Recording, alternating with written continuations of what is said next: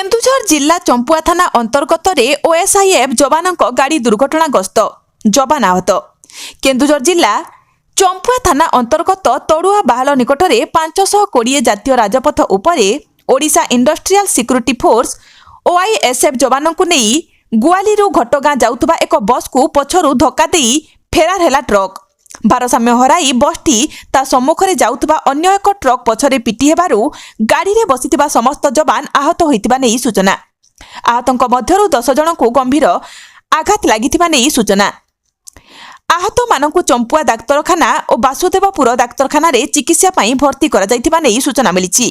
सूचना अनुसार 28 जन ओएसआईएफ जवान को नहीं एही बसटी घटगाँ स्थित आनुआल कोर्स फायरिंग परीक्षा केन्द्र को जाउथबा बेले घटिछि एही दुर्घटना। गतकाली सकालु एक बस रे 28 जन जवान को नहीं एही बसटी गुआली घटगाँ जाउथबा बेले एही दुर्घटनार शिकार होइछि। खबर पाई चंपुआ पुलिस घटनास्थल में पहुंची आहत मानकु उद्धार करी चिकित्सा पाई निकटस्थ डाक्तरखाना को पठाई दुर्घटना घटाइथिबा गाड़ी को धरिबाकू तदंत चलाइथिबा नै सूचना। केन्दुझर जिल्लारू सरोज कुमार महापात्रଙ୍କ रिपोर्ट।